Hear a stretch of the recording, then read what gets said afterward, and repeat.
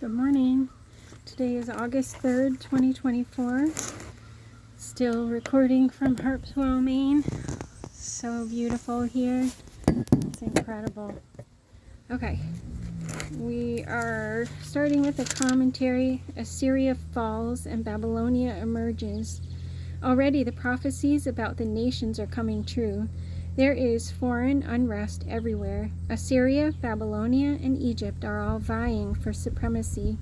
Just as Jeremiah was beginning his ministry in 626 BC, Nabopolassar rebelled against Assyria and established the Babylonian Empire. Now, some 14 years later, the time has come for the prophecies of Nahum and others regarding Nineveh's fall to be fulfilled.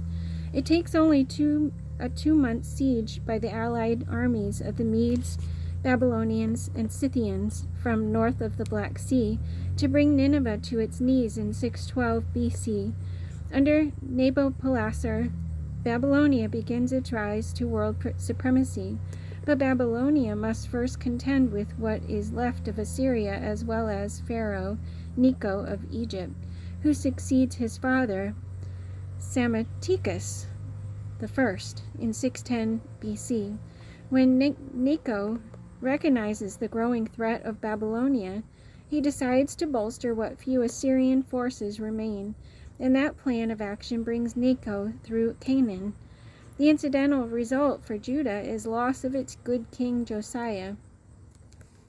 Why Josiah decides to attack Egypt is not clear, but he goes to Megiddo, a city on the southern edge of the plain of Esdraelon, and soon finds himself mortally wounded. Here now is the record of Josiah's untimely death and of the brief reign of his son Jehoahaz before Necho replaces him by Jehoahaz's brother Eliakim, whom the Pharaoh calls Jehoiakim.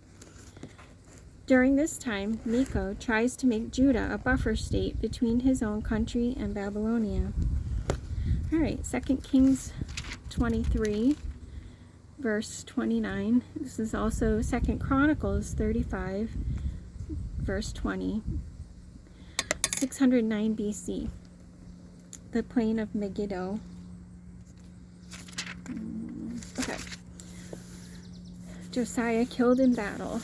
After all this, when Josiah had set the temple in order, Necho, king of Egypt, went up to fight at Carchemish on the Euphrates, and Josiah marched out to meet him in battle. But Necho sent messengers to him, saying, "What quarrel is there between you and me, O king of Judah? Is it not you I am attacking at this time, but the house with which I am at war? It is not you. God has told me to hurry, so stop opposing God, who is with me, or he will destroy you." Josiah, however, would not turn away from him, but disguised himself to engage him in battle. He would not listen to what Necho had said at God's command, but went to fight him on the plain of Megiddo. Archers shot King Josiah, and he told his officers, "Take me away, I am badly wounded." So they took him out of his chariot, put him on the other chariot he had, and brought him to Jerusalem, where he died. He was buried in the tombs of his fathers, and all Judah and Jerusalem mourned for him. Jeremiah composed laments for Josiah, and to this day all the men and women singers commemorate Josiah in the laments. These became a tradition in Israel and are written in the laments. And the people of the land took Jehoahaz, son of Josiah, and anointed him and made him king in Jerusalem in place of his father. Jehoahaz was 23 years old when he became king, and he reigned in Jerusalem 3 months. His mother's name was Hamutal, daughter of Jeremiah. She was from Libnah.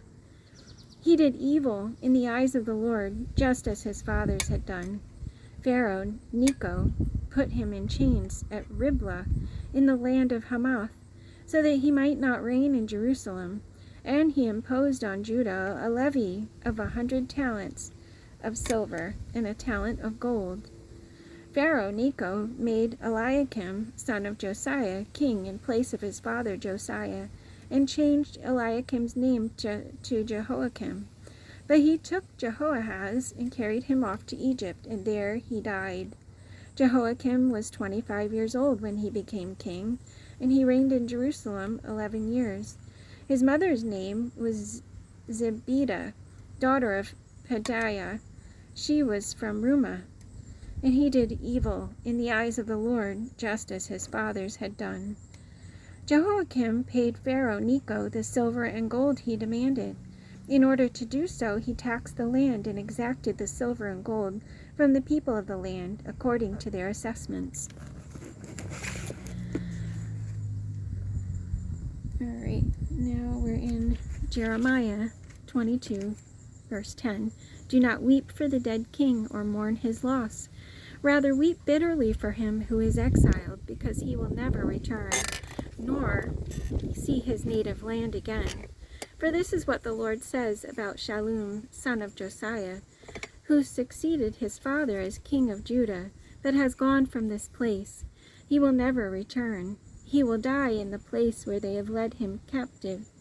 He will not see this land again. Woe to him who builds his palace by unrighteousness, his upper rooms by injustice, making his countrymen work for nothing, not paying them for their labor. He says, I will build myself a great palace with spacious upper rooms. So he makes large windows in it, panels it with cedar, and decorates it in red. Does it make you a king to have more and more cedar? Did not your father have food and drink? He did what was right and just, so all went well with him. He defended the cause of the poor and needy, and so all went well. Is that not what it means to know me, declares the Lord? But your eyes and your heart are set only on dishonest gain, on shedding innocent blood, and on oppression and extortion. We have another brief commentary. Jeremiah faces charges. Now that Josiah's good influence is gone, and his sons have once again let Judah become corrupt, Jeremiah is in more jeopardy than he might otherwise have been. He is reminded of this by a confrontation on which he barely escapes with his life. Jeremiah 26, verse 1. Early in the reign of Jehoiakim, son of Josiah, king of Judah, this word came from the Lord. This is what the Lord says. Stand in the courtyard of the Lord's house and speak to all the people of the towns of Judah who come to worship in the house of the Lord. Tell them everything I command you. Do not omit a word. Perhaps they will listen, and each will turn from his evil way. Then I will relent and not bring on them the disaster I was planning because of the evil they have done. Say to them, this is what the Lord says. If you do not listen to me and follow my law, which I have set before you, and if you do not listen to me, the words of my servants, the prophets, whom I have sent to you again and again, though you have not listened, then I will make this house like Shiloh, and the city an object of cursing among all the nations of the earth. The priests, the prophets, and all the people heard Jeremiah speaking these words in the house of the Lord. But as soon as Jeremiah finished telling all the people everything the Lord had commanded him to say, the priests, the prophets, and all the people seized him and said, You must die. Why did you prophesy in the Lord's name that this house will be like Shiloh, and this city will be desolate and deserted? And all the people crowded around Jeremiah in the house of the Lord. When the officials of Judah heard about these things, they went up from the royal palace to the house of the Lord, and took their places at the entrance of the new gate of the Lord's house. Then the priests and the prophets said to the officials and all the people, This man should be sentenced to death, because he has prophesied against the city. You have heard it with your own ears.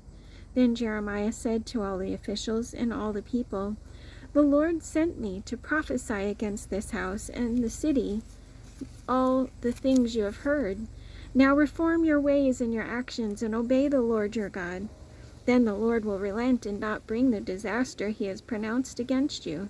As for me, I am in your hands. Do with me whatever you think is good and right. Be assured, however, that if you put me to death, you will bring the guilt of innocent blood on yourselves, and on this city, and on those who live in it. For in truth, the Lord has sent me to speak all these words in your hearing." Then the officials and all the people said to the priests and the prophets, "This man should not be sentenced to death. He has spoken to us in the name of the Lord. In the name of the Lord our God." Some of the elders of the land stepped forward and said to the entire assembly of people, "Micah of Moresheth prophesied in the days of Hezekiah, king of Judah. He told all the people of Judah, 'This is what the Lord Almighty says. Zion will be plowed like a field. Jerusalem will become a heap of rubble, the Temple Hill a mound overgrown with thickets.' Did Hezekiah, king of Judah, or anyone else in Judah put him to death? Did not Hezekiah fear the Lord and seek his favor? And did not the Lord relent so that he did not bring the disaster he pronounced against them? We are about to bring a terrible disaster on ourselves." Furthermore, Ahikam, son of Shaphan, supported Jeremiah, and so he was not handed over to the people to be put to death. Now Uriah, son of Shemaiah, from Kiriath Jearim, was another man who prophesied in the name of the Lord.